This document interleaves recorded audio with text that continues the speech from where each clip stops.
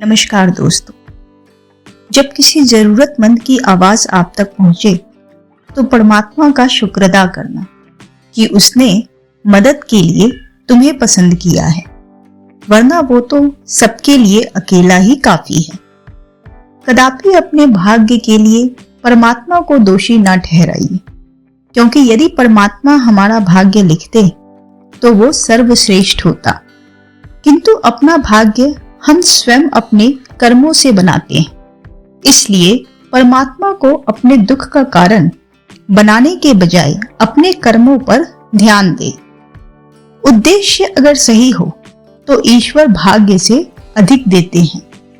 समय बहरा है, उसने किसी की ना सुनी, परंतु वो अंधा नहीं, उसने सबको देखा है।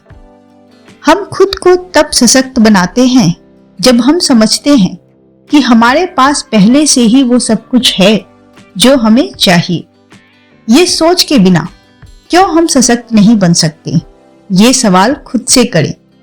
खुद को साबित करना बंद करें और कुछ बनना शुरू करें।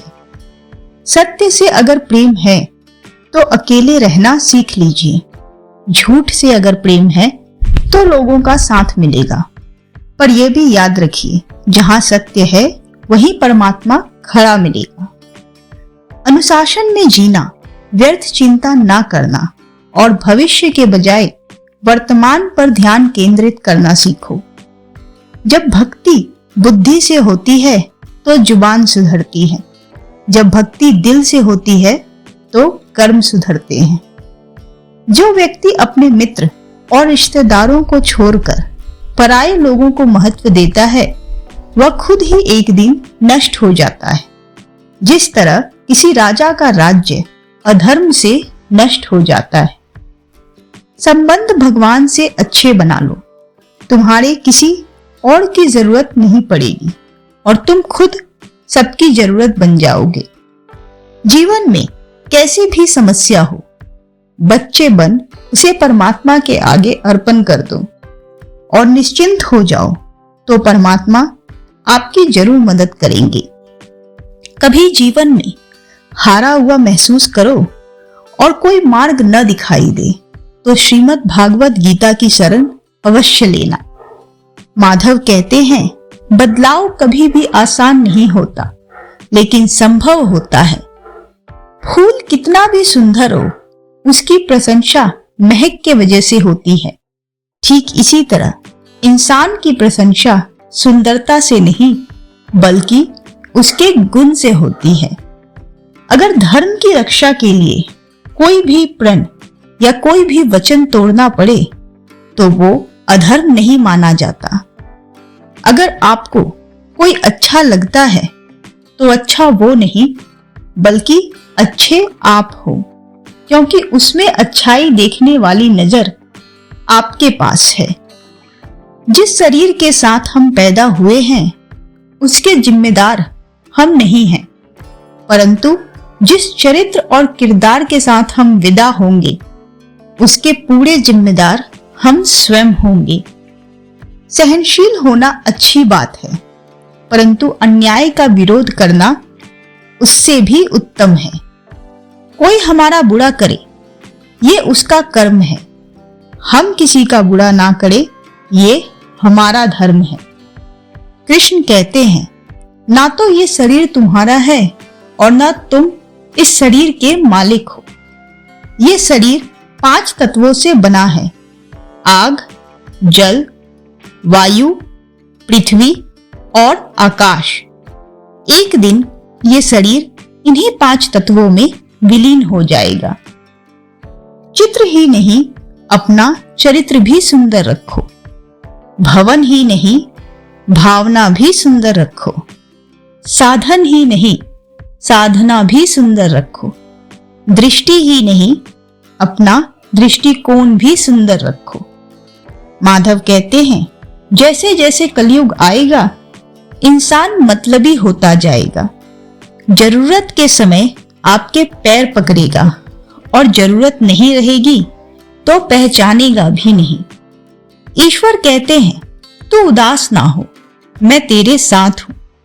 सामने नहीं आस पास हूं। पलकों को बंद कर और दिल से याद कर, मैं कोई और नहीं, तेरा ही विश्वास हूं। किसी को जिंदगी में उतना ही जगह दो जितना कि वो तुम्हें देता है, वरना या तो तुम खुद रोओगे या वो तुम्हें रुलाएगा। जितना इंतजार अभी आप कर रहे हो, समय आने पर वो इतना देगा कि आप संभाल नहीं पाओगे। जिस समय हम भगवान को याद करते हैं, उसी पल भगवान की शक्तियों की किरणें हमारे हर काम में मदद करने लग जाती हैं। इसलिए सारा दिन काम करते हुए भी भगवान की याद में रहें, तो आपका हर काम आसान हो जाएगा। परेशान मत हो, जो भी आपने खोया है वो किसी न किसी रूप में फिर से आपको मिल जाएगा। सुख क्या है? जिस भी परिस्थिति को मन से स्वीकार कर ले, बस वही सुख है। जीवन की मिठास का स्वाद लेने के लिए आपके पास अतीत को भूलने की शक्ति होनी चाहिए। हकीकत से सामना हुआ तो पता चला, लोग तो सिर्फ बातों से ही अपने थे। प्रार्थना शब्दों से नहीं, दिल से होनी चाहिए, क्योंकि भगवान उनकी भी सुनते हैं जो बोल नहीं सकते। अपने सपनों को हकीकत में बदलने के लिए ब्रह्मांड के पास अनगिनत रास्ते हैं। जब आप अपने सपने के अपने भीतर देखते हैं, तो ये बाहरी दुनिया में इस तरीके से प्रकट होते हैं जिसकी आपने कभी कल्पना भी नहीं की होगी। नहीं खाई ठोकरें सफर में तो मंजिल की अहमियत कैसे जानोगे? अगर नहीं टकराए गलत से तो सही को कैसे पहचानोगे? इंसान की संपत्ति ना तो दौलत है ना धन है, उसकी संपत्ति तो उसका हंसता हुआ परिवार और उसका संतुष्ट मन है। भरोसा और प्रेम, ये दो ऐसे पंछी हैं, यदि इनमें से कोई एक उड़ जाए तो दूसरा अपने आप उड़ जाता है। मैं क्यों चिंता करूं, मेरे साथ तो वो खड़ा है जो इस जगत में सबसे बड़ा है। कुछ दिन खामोश होकर देखो, लोग अपने आप भूल जाएंगे।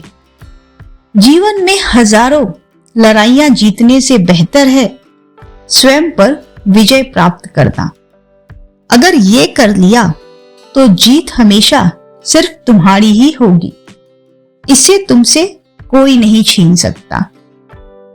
समस्या का समाधान इस बात पर निर्भर करता है कि आपका सलाहकार कौन है। ये बहुत महत्वपूर्ण है, क्योंकि दुर्योधन शकुनी से सलाह लेता था और अर्जुन श्री कृष्ण से।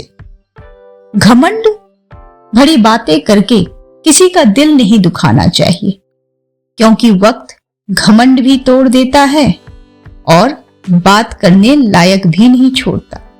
राधे राधे।